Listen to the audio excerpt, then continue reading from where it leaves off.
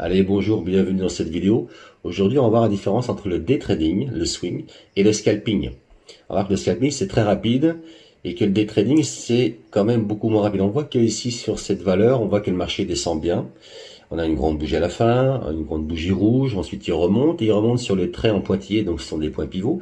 Et là, on pense que le marché, il peut redescendre, donc on va mettre un stop et on va faire une vente. On va prendre une vente, donc on met un stop entre 5 et 10 points et on vend.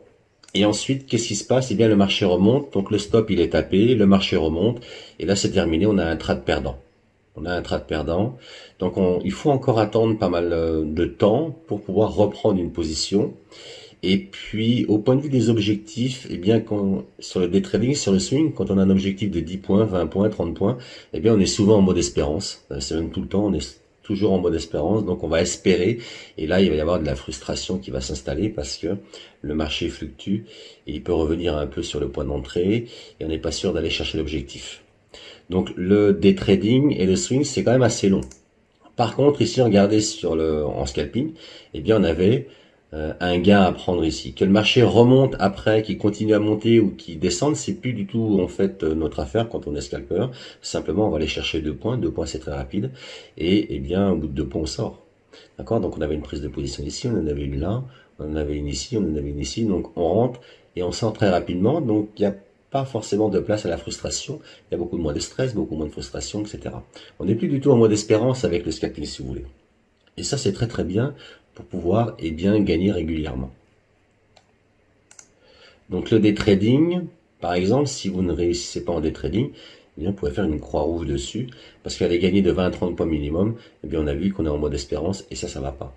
Par contre, le scalping, c'est très très bien, 2 points seulement, c'est très très rapide, donc gagner 2 points, c'est très bien, on n'est plus du tout en mode espérance, et il y a beaucoup moins de frustration. Alors il n'y a plus de chartisme, on voit le chartisme ici, on a une belle configuration, on est sur le centique, mais quelquefois on les a aussi sur le 1 heure, sur le 4 heures, sur le daily. Alors on les voit se former, on les attend, on attend peut-être des semaines, voire 1 ou 2 mois, même plus, et au bout d'un moment, eh bien, on prend la position, on voit qu'ici, eh bien, le marché donc, a cassé la ligne de coup, donc il a bien passé en clôture, et ensuite il est remonté, et le stop a été tapé, donc la configuration n'a pas fonctionné. On voit ici sur cet indicateur, donc le RSI, nous annonce en fait donc c'est suracheté, et là on pourrait prendre position donc à la baisse tout en haut ici, et après eh bien donc le marché vient casser les 12 350, et ensuite il remonte, donc encore un trade de perdu. Donc si vous voulez, c'est pas évident pour les day traders, ni si vous perdez en day trading, et bien ça va être évident pour vous. Donc le scalping c'est beaucoup plus rapide et c'est beaucoup plus facile. Alors, on va voir les probabilités. Vous avez des probabilités en hausse quand vous faites du scalping.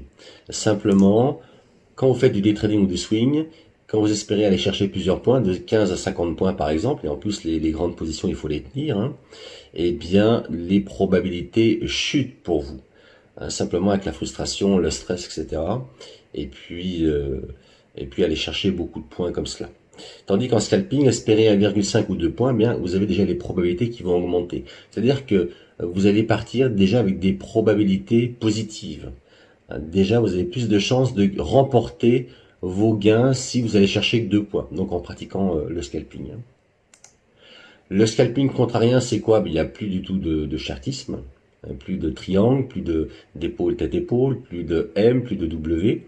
Il n'y a plus d'espérance de plusieurs dizaines de points.